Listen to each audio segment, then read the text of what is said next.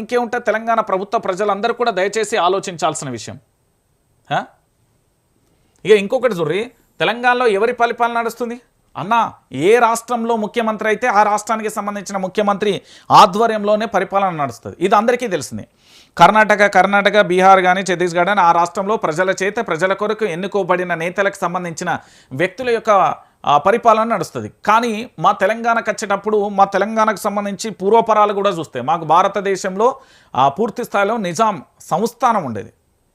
మేము ఎవరి కింద దాసోహం చేయలే, ఎవరి కింద మాది ఒక సంస్థానం నిజాం పరిపాలన కాలంలో. ఆ తర్వాత పోరాట స్ఫూర్తితోని విముక్తి పొంది తర్వాత పూర్తిగా కూడా ఇక్కడ ప్రజలు స్వేచ్ఛగా కూడా జీవిస్తున్న పరిస్థితి. దాని తర్వాత ఈ ఆంధ్రకు సంబంధించిన పెత్తందారి వ్యవస్థ మద్రాసు నుంచి మేము తెలుగు వాళ్ళంతా ఒకటే అని అక్కడి నుంచి ఇక్కడికి వచ్చి మమ్మల్ని కలుపుకొని మళ్ళీ మా భాష మీదనే సెటైర్లు, మా వనరులే దోసుకొని మా ఆస్తులే దోసుకున్న పరిస్థితి కనబడింది. మీ అందరికీ తెలిసిన విషయమే. అయితే దాంట్లో భాగంగా ఇప్పుడు జరిగిన పరిస్థితి ఏంటంటే తెలంగాణ సమాజం ఆలోచించాల్సిన విషయం ఏంటంటే రాష్ట్రం వచ్చి 10 ఏళ్ళైంది, అంటే 12 ఏళ్ళైంది. అంటే కేసీఆర్ ప్రభుత్వం దిగిపోయిన ఇప్పుడు ఏది రేవంత్ రెడ్డికి సంబంధించి విభజన హామీలు అక్కడే ఉన్నాయి. నీళ్ళ వాటాల పంచాయతీ ముదురుతూనే ఉన్నాయి. తెలంగాణ అంటేనే నీళ్లు, నిధులు, నియామకాల కోసం మనం పోరాటం చేసినాం. ఈరోజు తెలంగాణలో మరొకసారి ఆంధ్రప్రదేశ్కు సంబంధించిన ముఖ్యమంత్రి నారా చంద్రబాబు నాయుడు గారి సారథ్యంలోనే పరిపాలన నడిచే పరిస్థితి ఉంది అనేది కొంతమంది వాదన. ఏదో చూద్దాం. తెలంగాణలో బాబు పాలననే ఏపీ నుంచి లోకేష్ సిగ్నల్ ఇస్తే కదులుతున్న తెలంగాణ సీఎంఓ, కాంగ్రెస్ ఎమ్మెల్యేలు డీసీసీల గోప్య నివేదికలో సంచలనమైన నిజాలు. ఇక చూడుర్రి, అంటే పరిపాలనా వ్యవస్థ అనేది మా రేవంత్ రెడ్డికి రావట్లేదా, లేకపోతే గురువుకు మొత్తం పరిపాలన అప్పచెప్పిండా? ఆంధ్రప్రదేశ్కు సంబంధించిన నారా చంద్రబాబు నాయుడు గారి కుమారుడు నారా లోకేష్ ఎట్లా సిగ్నల్ ఇస్తాడు? ఇది వాళ్ళ కాంగ్రెస్ పార్టీకి సంబంధించిన ఎమ్మెల్యేలు, వాళ్ళ కాంగ్రెస్ పార్టీకి సంబంధించిన డీసీసీల గోప్య నివేదికలు ఎట్లా బయటపడుతుంది? కాంగ్రెస్ పార్టీ నిర్ణయాలను పక్కన పెట్టి వ్యక్తిగత ఎజెండాలు అమలు చేస్తున్నారట ఇక్కడ తెలంగాణలో. అంటే తెలంగాణ ప్రాంత ప్రయోజనాల గురించి కాదు, పోనీ వాళ్ళ కాంగ్రెస్ పార్టీ ఇచ్చిన నిర్ణయాల విషయంలో కూడా కాదు. వీళ్ళు చేస్తున్నది ఏంటంటే వ్యక్తిగత ఎజెండా అమలు. అసలు వలస కాంగ్రెస్గా చీలిపోయిన అధికార పార్టీ మనందరికీ తెలిసిందే. తెలుగుదేశం పార్టీ నుండి ఏది రేవంత్ రెడ్డి కాంగ్రెస్ పార్టీలోకి వచ్చిన తర్వాత వేం నరేందర్ రెడ్డి ఎవరు, ఈయనెవరు, ఒకసారి మీరు ఇట్లా లిస్టు తీసుకుంటూ పోతే ఆయనతో వచ్చిన వాళ్ళందరికీ కూడా పెద్దపీటేసులు. కాంగ్రెస్ పార్టీ జెండా మోసి కాంగ్రెస్ పార్టీ కోసం పనిచేసిన ఏ వ్యక్తికి కూడా పెద్దగా కూడా వాళ్ళకు అవకాశాన్ని కల్పించలే. మీరు ఎంత బాధాకరమైన విషయం అంటే తెలంగాణ సమాజం మొత్తం కూడా ఆలోచించాల్సిన విషయం ఏంటంటే అసలు కాంగ్రెస్కు సంబంధించి తెలంగాణ ఉద్యమంలో కనబడ్డ జానారెడ్డి టీం ఇప్పుడు కనబడతలేదు. తెలంగాణ ఉద్యమంలో కనబడ్డ వ్యక్తుల ముఖాలు ఇప్పుడు కనబడతలేవు.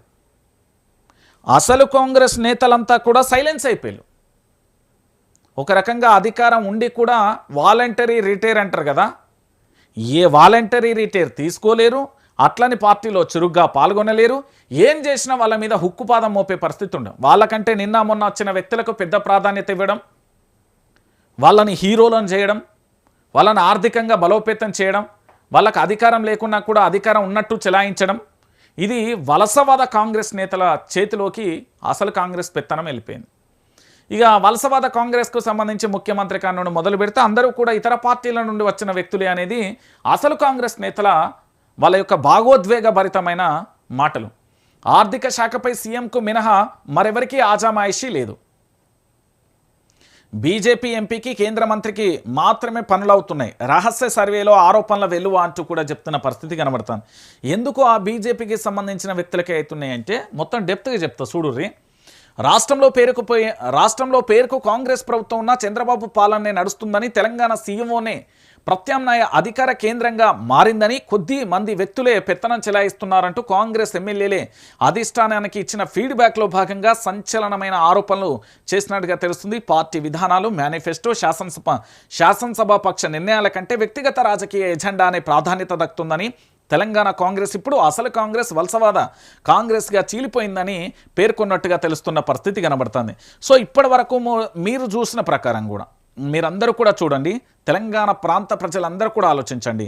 ఎందుకంటే కాంగ్రెస్ పార్టీకి సంబంధించి వలసవాద కాంగ్రెస్ ఒకవైపు, బీఆర్ఎస్ పార్టీలో గెలిచిన 10 మంది ఎమ్మెల్యేలు ఇంకొక వైపు, అసలు కాంగ్రెస్ నేతలు ఇంకొక వైపు, అసమ్మతి కాంగ్రెస్ నేతలు ఇంకొక వైపు, ఏ దిక్కు చూసినా కూడా దిక్కులన్నీ బిక్కటిల్లే పరిస్థితి కాంగ్రెస్లో ఉన్నది.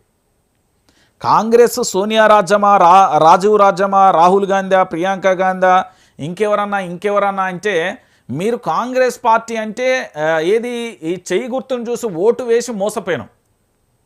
మన ప్రాంతం గురించి సోయలేదు, మన నీళ్ళ గురించి సోయలేదు, మన ప్రాజెక్టుల గురించి సోయలేదు, మన రైతుల గురించి సోయలేదు, మన విద్యార్థుల గురించి సోయలేదు, మన నిరుద్యోగుల గురించి సోయలేదు, మన తెలంగాణలో ఉన్న కార్మికుల గురించి సోయలేదు, మన తెలంగాణ దవాఖాన్ల మీద సోయలేదు, మా తెలంగాణలో ఉన్న గుడుల మీద సోయలేదు, మా తెలంగాణలో ఉన్న భూములు ప్రభుత్వ భూముల మీద సోయలేదు, మా తెలంగాణలో ఉన్న ప్రభుత్వ శాఖలో పనిచేస్తున్న కాంట్రాక్ట్ బేసిక్కి సంబంధించిన వాళ్ళ మీద సోయలేదు, ఏది యూనివర్సిటీలలో అధ్యాపక నియామకాలలో సోయలేని పరిస్థితి కనబడుతుంది.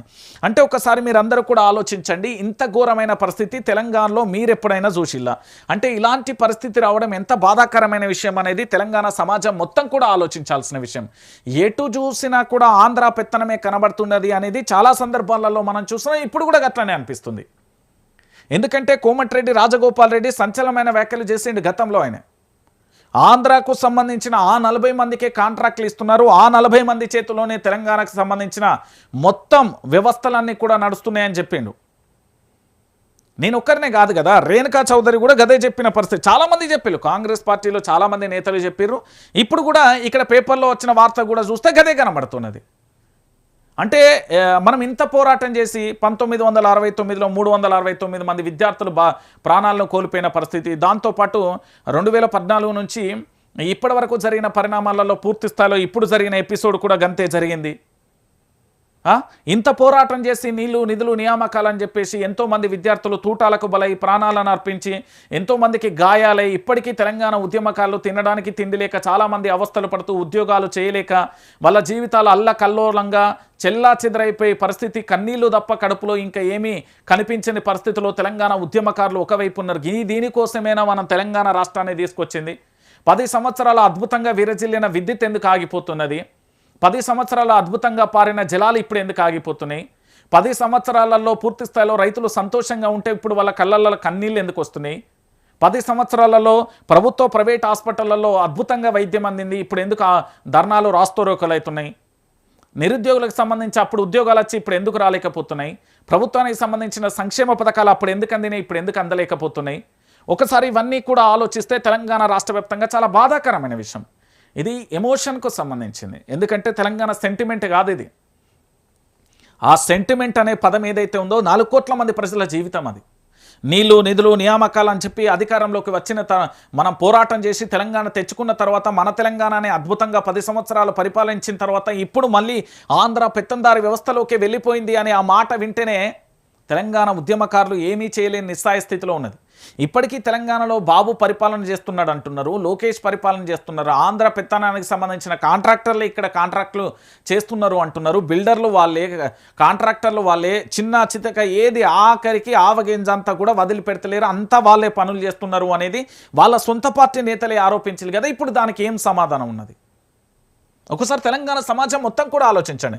మరి ఇలాంటి వ్యక్తిని ముఖ్యమంత్రిగా పెట్టుకుంటే రేపు మన ఇళ్ల మీదకి రాడా, మన భూముల మీదకి రాడా, మన వ్యక్తిగత జీవితాలలోకి రాడా, ఆఖరికి మనల్ని చంపిన ఆశ్చర్యం లేదనే పరిస్థితి ఏర్పడబోతుంది అనేది తెలంగాణ సమాజం మొత్తం కూడా నినాదిస్తున్న పరిస్థితి.